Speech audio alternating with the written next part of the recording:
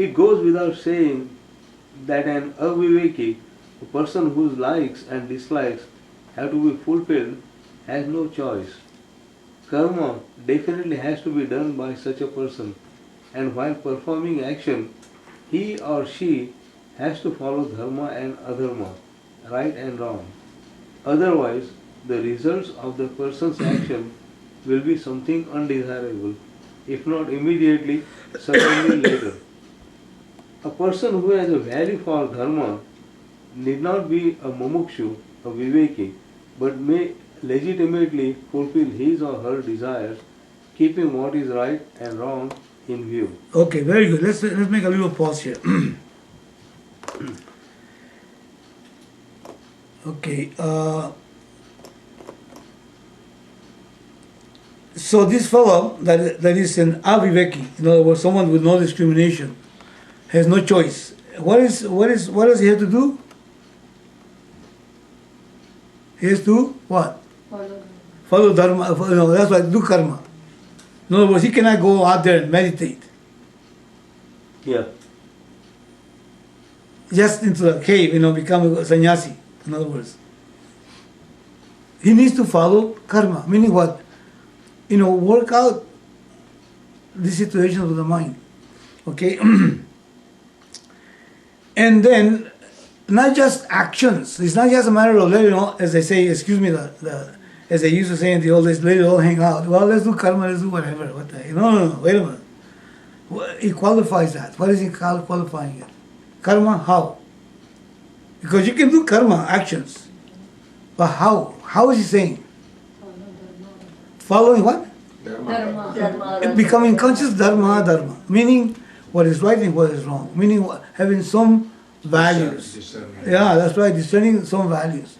That means he is a viveki guy. Yeah, he's an aviveki. He needs to actually, because he's an aviveki, then he needs to follow dharma. Now, and the dharma could be enjoined by someone or something, Right. like scriptures and all that stuff. Or he has to do it out of his own understanding. Yeah, Now, to become viveki. That's right. So he needs to start exercising viveka. Yeah. But if he is aviveki and nobody tells him anything, That's correct. he is not going to follow them. Exactly. So he needs to have some. That is why religions, in some way, are valuable, are a good thing in society. When the religion, let's say I was beating my wife and I used to get drunk and spend my money and all that stuff, and just have fun and had the credit cards all the way up and all that. And I didn't go to church if I went there, but now all of a sudden I took religion. There's just any religion. And because of the religion, then I don't beat my wife anymore. God is going to punish you. He's watching you. He doesn't want you to hit your wife.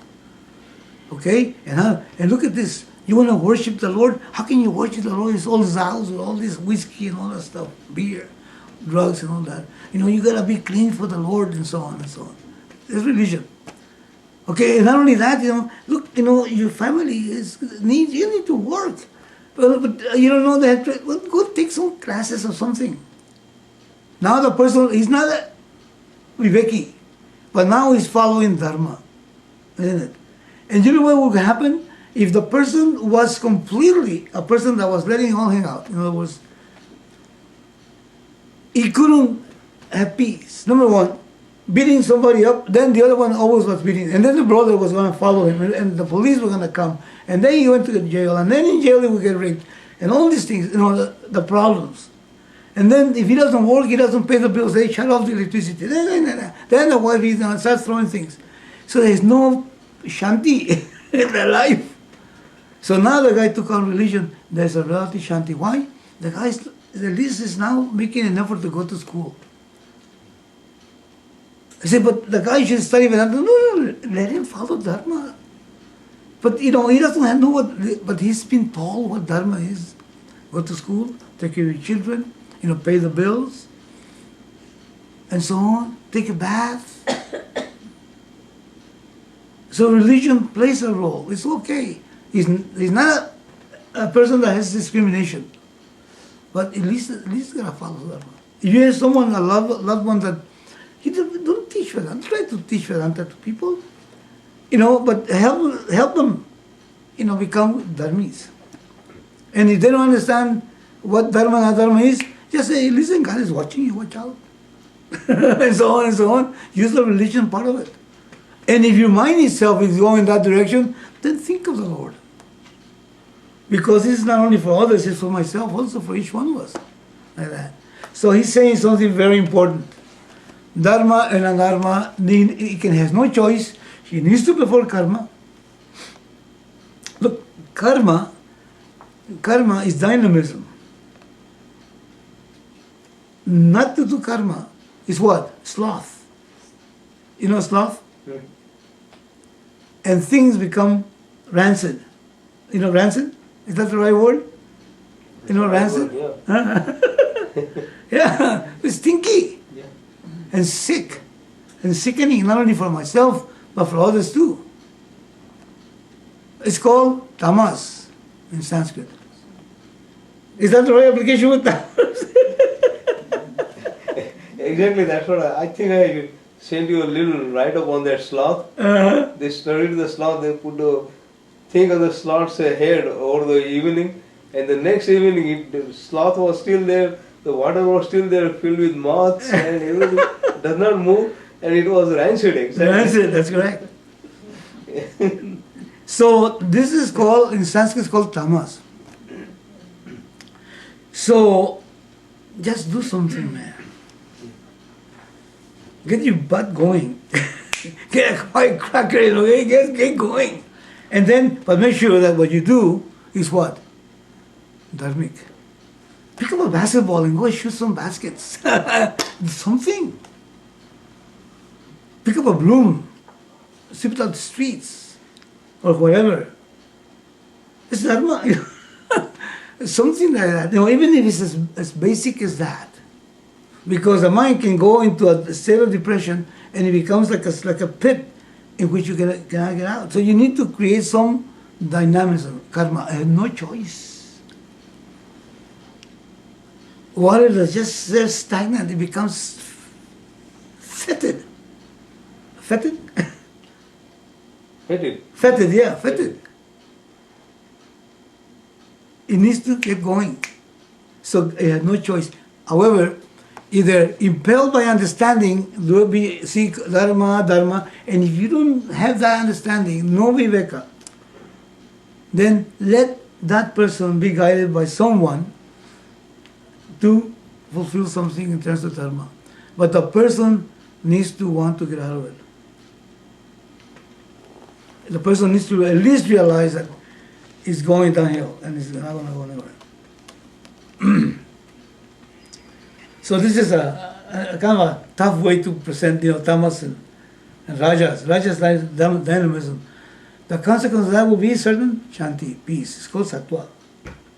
That's what sattva is. Sattvic. It goes into a sattvic realm. You know what's real sattva? Your thumb.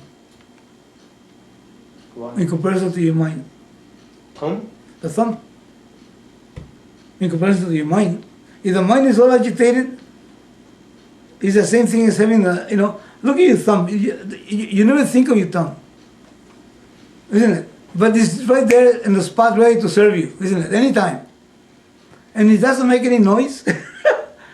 It doesn't say, hey, here I am. The thumb is just there, ready to serve you. The mind should be that way. Just like the thumb, ready to serve you. That's sattvic altogether.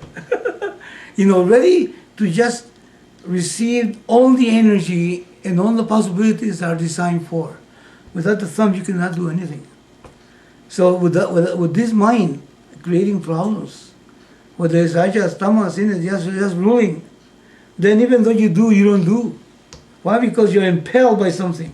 But then, if the mind is like a thumb, it's called shanti. Yeah, but what is the point here about the thumb and the mind and sattva and shanti? Look at this. The thumb is an amazing thing. Without it, nothing works. Right. Isn't it? Yeah, that's the reason. Now, when the mind is upset, full of impurities, jealousy, anger, passions, all this stuff, then the mind is not available for you. You become the what? The slave to your mind. the mind becomes the master, and there's no one there ruling the mind. Nobody minding the store, they say. But then, if the mind becomes fit, then it becomes like your thumb. The mind is not a source of any kind of conflict whatsoever, and then it's available for anything available. Now, there's a nature about you in terms of every human being. It's got this particular. It's like a flower. Some are supposed to give certain aroma. Some are not supposed to give aroma, just color. It's not even color aroma, but they're supposed to just provide some seeds that will do something, or something, sustain the birds or whatever. Everybody has a particular purpose. In other words, we are wired in a particular way as human beings. And we can just become so creative in so many ways. However, when the mind is not at ease, but actually is diseased, then even though some of those things show up a little bit, they don't show up in their full manifestation as they should. The yellow of the flower becomes pale. The aroma of the flower becomes it smells, but it doesn't smell as it's supposed to. The reds are not red. The greens are not green. So I as a human being, you as a human being, somehow when the mind is available, then it manifests. What you call gusto. That's why it manifests fully, with no sweat. Someone told me many years ago, Louis, you're holding back. You're holding back.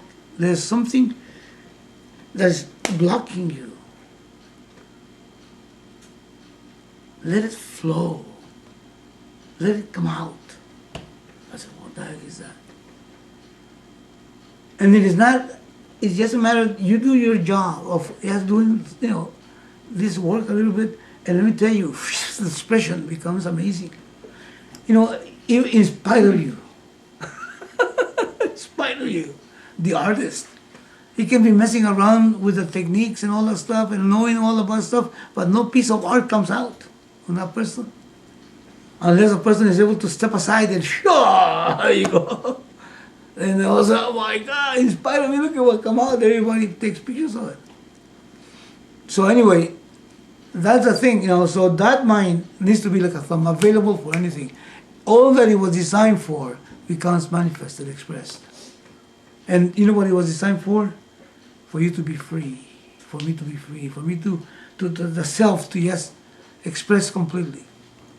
Because the self is expressing everything that has no sense of I-ness. Even the stone is manifesting exactly the way it's supposed to. Because there's no blockage, nothing is blocking it. Nothing is holding it back. The tree, the mosquito, the bear, the lizard, everybody is doing exactly. The world, the planet, the motion of all the planets and constellations, everything is just expressing. There is no sense of I. It's a perfect order. It's an amazingly beautiful, perfect order. From the microcosmic to the microcosm, but the human being can block that because of avidya, ignorance. So this self-knowledge is a freedom to just come out completely.